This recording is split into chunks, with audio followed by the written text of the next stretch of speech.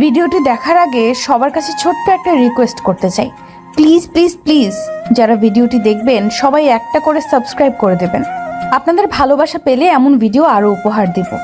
ভিডিওগুলো বানাতে অনেক কষ্ট হয়, আমি জানি। এই ভিডিওটি অনেক মানুষই দেখবেন, তাই প্লিজ একটা করে সাবস্ক্রাইব করে দেবেন। আর যারা আমাকে ভালোবাসে তারা সবাই একটা করে লাইক দিয়ে দেখিয়ে দিবেন লাভ ইউ অল। তো চলুন আজকের ভিডিওটি শুরু করা যাক। গল্প শুরু করার আগেই বলে দেওয়া হচ্ছে এটি একটি কাল্পনিক গল্প। তো চলুন শুরু করা যাক। আহা, শীতের সকালে কম্বল নিয়ে ঘুমিয়ে থাকার মজাই আলাদা, যা বলে বোঝাতে পারবো না। কিন্তু আফসোস, যদি তার মধ্যে একটা বউ থাকতো তাহলে আরো কতই না ভালো হতো। কিন্তু সিঙ্গেল বলে আফসোস, বউ নাই। তাছাড়া কিছু করার নাই। শীতে কাঁপাকাঁপি। বউ এখন আমার কার বাড়ি শাশুড়ি জানে, সেও মনে হয় আমার জন্য আফসোস করছে হয়তো।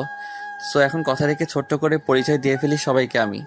আমি সাব্বির ইসলাম, বাবা মায়ের একমাত্র ছেলে। থুকু আর একটা বোন আছে ছোট্ট। কিছু মনে করিয়েন না, আব্বা কি জানি করে ভুলে গেছি। ও মনে পড়ছে, আব্বা তো দেশের বাইরে থাকে বিজনেসের জন্য। বেশিরভাগ আম্মা আমাদের দুই ভাই বোনকে দেখে রাখে, রান্না করে, এই আরও ইত্যাদি কাজ করে। বাসায় থাকলে যা করে আর কি। যাই হোক, আর কিছু কমু না। গল্পের সাথে থাকেন, সবকিছু আস্তে আস্তে জানতে পারবেন। এই শীতের সকালে কম্বল নিয়ে ঘুমিয়ে আছি, তখনই রুমে আম্মুর আগমন ঘটলো আর এসে চিল্লাতে লাগলো, সাব্বির, এই সাব্বির ওঠ। আর কত ঘুমিয়ে থাকবি? সকাল হয়ে গেছে, ওঠ, কোচিং এ যাবি না? আম্মু আমায় ধাক্কা দিয়ে বলল। তখন আমি ঘুম ঘুম চোখে বললাম, যাও তো আম্মু। চিল্লাচিল্লি না করে, এই শীতের দিন এই সকালে আমার প্রিয় কম্বলকে ছেড়ে আমি কোথাও যাব না। না না না।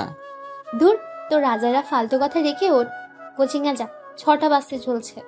না, আজ যাব না, তুমি যাও। কি? আমি যাবো তোর কোচিং করতে? যাও, একটু কষ্ট করো আমার জন্য, আমার লক্ষ্মী আম্মু। তুমি আমার বদলে আজ কোচিং করে আসো। শয়তান পোলা, উঠ বলছি, নয়তো মাইর দিব। তুমি যাও কোচিং করতে, আমি যাব না। এত সকালে শীত করে যেতে, তুমি যাও। শীতের কাপড় পরে যা। না, যাবো না, আমার কম্বল ছেড়ে।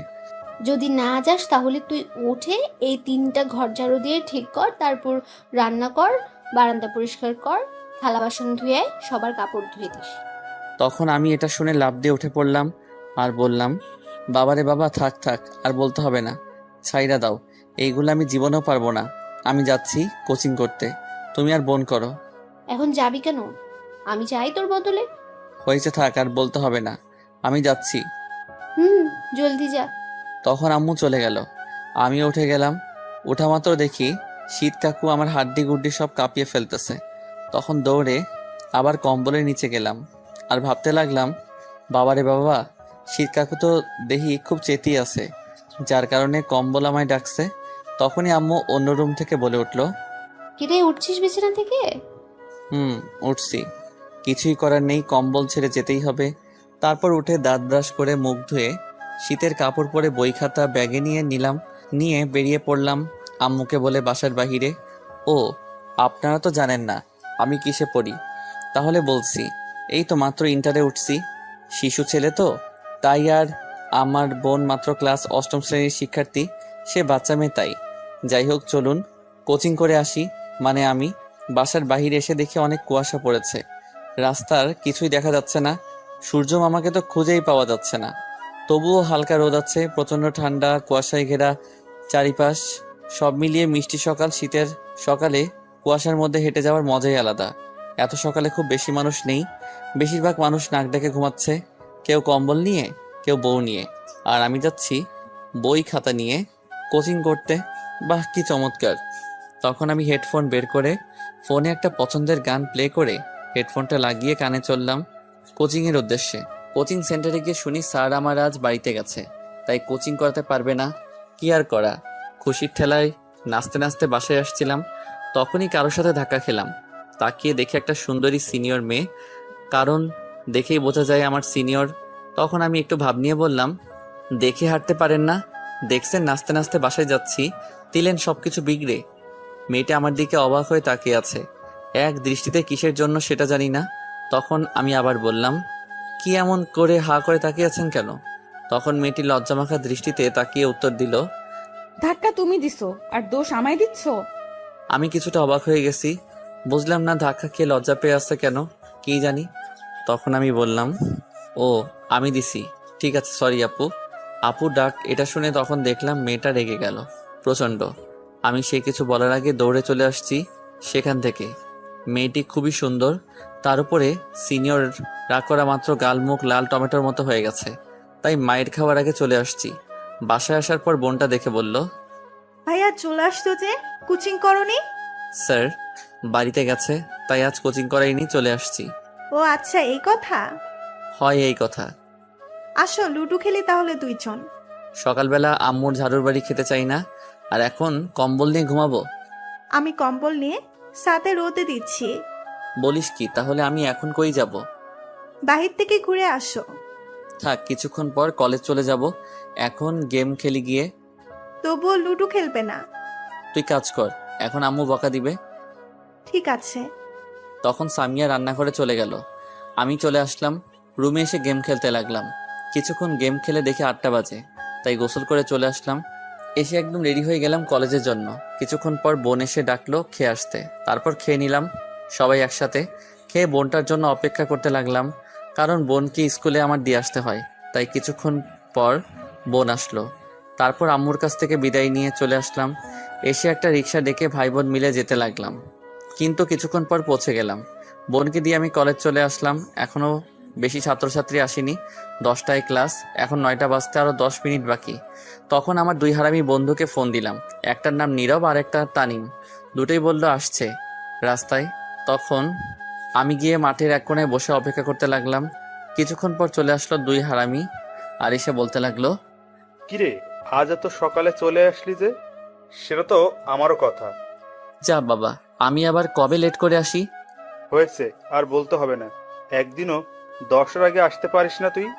আজ তো আসছি, হা হা হা হা। আজ তো আমাদের ক্লাসে নতুন ম্যাডাম আসছে, জানিস? আমি জানি, আর এটাও জানি ম্যাডাম অবিবাহিত, দেখতে নাকি খুব সুন্দরী। তাতে কি হয়েছে, তাকে কি বিয়ে করবি নাকি? পছন্দ হলে লাইন মারার চেষ্টা করব। উঠ যা, তুই দেখিস তোর নানির খালি ঘর করে দিব। চুপ কর শালা, কিছু হবে না। হয় তোরে কইছে সিনিয়র মেয়েগুলো একটু পাকা বেশি থাকে, রাগী থাকে, বলতে গেলে পারমাণবিক বোমা। হয়, তোরে কইছে সিনিয়র গুলা হেভি রোমান্টিক থাকে। আহা, একটা পাইলে চিন্তা নেই। দেখি আমি নীরব মিলে পছন্দ হইলে পটাতে চেষ্টা করব, যার কপালে আগে। তোরা গিয়ে পটা, আমি নাই মাইর খাওয়ার জন্য। তারপর বসে বসে আরো কিছুক্ষণ আড্ডা দিলাম। দেখতে দেখতে 10টা বেজে গেল। তখন সবাই ক্লাসে চলে আসলাম। ঠিক তখনই ক্লাসে প্রিন্সিপাল স্যার সহ একটি মেয়ে আসলো। মেয়েটির দিকে তাকিয়ে আমি অবাক, কারণ এই মেয়েটি সেই সকালের মেয়েটা। তাহলে কি এটা আমাদের ম্যাডাম? তখন আমরা সবাই উঠে দাঁড়িয়ে গেলাম। তখন প্রিন্সিপাল স্যার সবাইকে উদ্দেশ্য করে বলল, বসে পড়ো সবাই। সবাই বসে পড়ল। আর তখন প্রিন্সিপাল স্যার বলল, শোনো, তোমাদের আগের স্যার চলে যাওয়ায় নতুন ম্যাডাম নিয়ে আসছি। এখন থেকে তোমাদের প্রথম ক্লাস নেবে। সবাই মনোযোগ দিয়ে ক্লাস করবে। আমি যাচ্ছি তাহলে, সময় নষ্ট না করে তোমরা ক্লাস করো। এই বলে প্রিন্সিপাল স্যার চলে গেল। তখন তানিম আস্তে করে বলে উঠল, এত সুন্দর ম্যাডাম ক্লাসে থাকলে কি পড়ার মধ্যে মন থাকবে? তখন নীরব বলে উঠল, তাইলে কই থাকবে তোর মন? ম্যাডামের দিকে। তখন আমি বললাম, ওই চুপ কর তো। তখনই আমি ম্যাডামের দিকে একটু তাকিয়ে দেখি ম্যাডাম আমার দিকে তাকিয়ে আছে। আমার চোখে চোখ পড়তেই ম্যাডাম একটা চোখ টিপ মারলো আমায়। আমি তো পুরাই বেয়াক্কেল হয়ে গেছি ম্যাডামের কাণ্ড দেখে। আমি মনে মনে, লুচ্চা ম্যাডাম কোথাকার, ক্লাসে এসে ছাত্র ইপটিজিং করেছি, মান সম্মান শেষ। আমি তো তাকে চিনি না, তাইলে কেন এমন করছে? দাঁড়া, আমিও কম শয়তান না, দেখাচ্ছি মজা। তখন আমিও ডাইরেক্ট ঠোঁটে কিস দেখালাম। ম্যাডাম তো হা করে তাকিয়ে আছে, দেখে হয়তো এটা আশা করিনি। তখন আমি মনে মনে বললাম, ইয়াহু দিছি, এখন দেখি কি করে কিছু কইলে আমিও ছাড়বো না, ছাত্র ইফটিজিং করার মামলা করবো। পাশে তাকিয়ে দেখি 2 হারামি কথা বলছে, নিচের দিকে তাকিয়ে ফিসফিস করে। লক্ষ্য করেনি এবং ক্লাসের কেউ দেখেনি। তখন দেখলাম ম্যাডাম লজ্জামাখা চোখে তাকিয়ে একটা মুচকি হাসি দিল। আমি এবারে অবাক হলাম, বুঝলাম না কি হলো। আপনারা জানলে বলে দিয়েন কিন্তু এই কমেন্টে। তখনই ম্যাডাম সবার উদ্দেশ্যে বলল, আমি তো নতুন, চলো আগে সবার সাথে পরিচয় হয়ে নেই, তারপর না হয় ক্লাস করা যাবে। আমার নাম সাবিরা ইসলাম নয়না। এখন প্রথম ছেলেদের দিক থেকে বলা শুরু করো, একে একে নাম। তখন সবাই একে একে সবার নাম বলতে লাগলো। এক পর্যায়ে আমার নাম বলার সময় আসলো। তখন আমি বললাম, ম্যাডাম আপনার নাম আর আমার নাম প্রায় একই, আমার নাম সাব্বির ইসলাম। তখন ম্যাডাম একটু মুচকে এসে বলল বসে পড়তে। তখন বাকি সবাই পরিচয় দিল। তখন ম্যাডাম বলল, এখন সবাই বই বের করো তো। তখন সবাই বই বের করলো। আর তখন ম্যাডাম কিছু পড়ার জন্য দিল সবাইকে। সবাই পড়ায় মনোযোগ দিলে আমিও দিলাম বইয়ের দিকে মনোযোগ। কিন্তু বইয়ের মাঝে ছবিগুলো দেখার জন্য এটাই পড়া আমার। কি করবো, পড়তে মন চায় না, তাই তো বইয়ের মাঝে কি পিকচার ফটো দিল দেখি উল্টাপাল্টে কোথায় কি আছে। বাংলা একটা কথা আছে না, শয়তানের লারে, এমনি। শুধু এটাই না, পত্রিকা নিয়ে আসলো, আমি দেখি কি ছবি ছাপালো, এগুলো দেখি আর কিছু দেখি না। 15 মিনিট পর ম্যাডাম হঠাৎ করে বলে উঠলো, সবাই পড়া বন্ধ করো, বই বন্ধ করো। আর সাব্বির, তুমি দাঁড়াও আগে। আমি তো অবাক হয়ে গেছি শুনে। প্রথমে আমায় দাঁড়াতে বললো, তখন আমি দাঁড়িয়ে বললাম, জি ম্যাডাম বলুন। তখন ম্যাডামকে দেখলাম রেগে গেল। তখন ম্যাডাম বলল, এখন যেটা পড়তে দিয়েছি সেটা বলো। আমি মনে মনে লেহালুয়া কাম সারছে, এখন কি করবো। তখন ম্যাডাম আবার বলল। কি হলো বলো। তখন আমি নিরীহ শিশুর মতো বললাম, পারি না ম্যাডাম, পড়ি নাই আমি। তখন ম্যাডাম রেগে লাঠি নিয়ে এসে বলল, কেন পড়া হয়নি? আমি দেখছিলাম কি ছবি দিছে বইয়ের মাঝে, তাই পড়তে পারি নাই। তখন আমার দুই হারামি বন্ধু ফিক করে হেসে দিল। আর তখন ম্যাডাম বলল, হাত দাও, এর শাস্তি দিব আমি। দিয়েছি কি আর এনি করছি কি? কি আর করা, বাচ্চা শিশুর মতো হাত বাড়িয়ে দিলাম। আর দজ্জাল রিনা খানের মতো ঠাস করে ম্যাডাম 6টা বাড়ি দিল। আর কানের কাছে এসে আস্তে করে বলল, সকালে আপু বলার শাস্তি দিলাম। আমি তো অবাক শুনে। কি আর করা, রাগ করে লাভ নেই, পড়া পারি নাই, এর জন্য তো মাইর দিতে পারলো, নয়তো দিতে পারতো না। তারপর ম্যাডাম চলে গেল তার জায়গায়। আর গিয়ে আর কিছু ছাত্রদের জিজ্ঞেস করলো পড়া, তারা সবাই পেরেছে, তাই কিছুই বলল না। আর কাউকে জিজ্ঞেস না করে আগামীকালের বড় পড়া দিয়ে চলে গেল, সাথে অনেক কিছু দিল। তারপর সব ক্লাস শেষ করে কলেজ ছুটি হওয়ার পর বের হলাম। হাতটা এখনো লাল হয়ে আছে। তা দেখে নীরব বলে উঠলো, আরো দেখ, পড়া রেখে বইয়ের ছবি। এই বলে হাসতে লাগলো সাথে তানিম। তখন তানিম বলল, এর সাথে এটাই হওয়ার দরকার ছিল। তখন আমার কিছুটা রাগ হলো। শীতের দিন, এমনি ম্যাডাম মারার জন্য ব্যথা করছে, তার উপর আবার হারামি দুইটা মজা করছে। তখন দুইটারে ধইরা দিলাম মাইর। সব রাগ মিটিয়ে নিলাম ম্যাডামের উপর থাকা। তখন দুইটা কান্নাভাব নিয়ে বলল, তুই মারতে পারলি আমারে এমন করে? তোর লাগে কথা নাই, যা। এই বলে চলে যেতে লাগলো। তখন আমি দৌড়ে গিয়ে দুইটার গলায় দইরা বললাম, কিরে কই যাস আমারে রাইখা? যা, তোর লগে কথা নাই। যা। আরে হাত ব্যথা ছিল, ব্যথা ঠিক করলাম। একটু মাইয়া তোরা, এটা বুঝতে না পারলে কেউ বোঝাতে পারবে? তাই না? হুম। নীরব, শুরু কর। এই বলে উল্টো হারামিরা আমায় দিল মাইর আর বলল, সদবোধ হয়ে গেছে। তোকে দুইটা নানির খালি ঘর। হয়, কইতে থাক। এখন আয় দোস্ত, ফুচকা খেয়ে আসি। আমি যাবো না, তোরা আমাদের মারছিস। আরে আয় তো। এই বলে টেনে নিয়ে গেল। পিছনে তাকিয়ে দেখি ম্যাডাম মিটমিট করে হাসছে। তখন ম্যাডামকে দেখেই আমার কিছুটা রাগ হলো। আমি মনে মনে, শয়তান ফাজিল ইতর বজ্জাত ম্যাডাম, শীতের দিন আমার মতো নিরীহ বাচ্চা ছেলেকে কি মাইরটাই না দিল, একটা না দুইটা না পুরো 6টা বাড়ি দিল হাতে। দজ্জাল রিনা খান ম্যাডাম কোথাকার। ইস, আমার করা করা হাড্ডি গুড্ডি সব এখনো কান্তাছে। তোরে অভিশাপ দিলাম, তোর পোলাপান ন্যাংটা হয়ে জন্মাবে দেখিস। এটা আমি সাব্বির অভিশাপ দিলাম। এইদিকে নীরব আর তানিম একটা ফুচকার দোকানে নিয়ে গেল আর আমায় বলল, নীরব, বল 3 প্লেট দিতে। আগে ফুচকা, তারপর দেখি আর কয়টা প্লেট খাওয়া যায়। ঠিক আছে, আর চিন্তার কিছু নাই, সাব্বির তো আছে। তখন আমি কিছুটা অবাক হলাম, কারণ এই চিন্তা হচ্ছে, বুঝতে পারছি আজ বাস আমায় দিবে, সব টাকা আমায় দিতে হবে, এখনই কেটে পড়তে হবে, নয়তো আজ পকেট ফাঁকা করবে।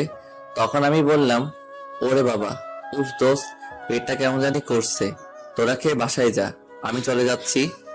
হালা, ঢং করার আর জায়গা পাস না, চুপচাপ বসে থাক। এখন বাসায় গেলে তোর টুনটুনি থাকতো না, এই বলে দিলাম। হালা চুপ কর। এখন বাহানা দেওয়া হচ্ছে, তাই না? কোনো কাজ হবে না, আজ বিল সব তুই দিবি সাব্বির।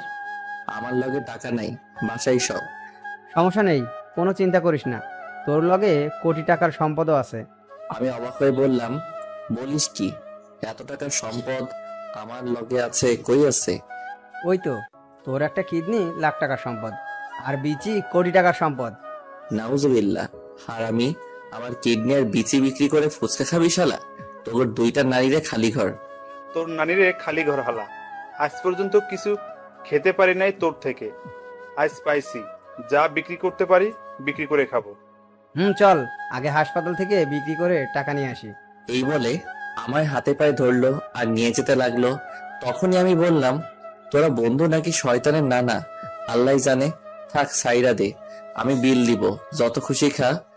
এটা শুনে খুশিতে ঠাস করে দুইটাই আমাকে ছেড়ে দিল আর আমি মাটিতে পড়ে গেলাম। তখনই ম্যাডাম কই থেকে জানি এসে বলল। স্টুপিড কোথাকার, এইভাবে কেউ ফেলে দেয় কাউকে? নীরব আর তানিম ভয় চুপ করে রইল। তখন ম্যাডাম এসে আমায় টেনে তুলতে তুলতে বলল, তোমার কোথাও লাগে নাই তো? না লাগে নাই। আচ্ছা কি হয়েছে তোমাকে এমন করে ফেলে দিল? কিছু না, শয়তানি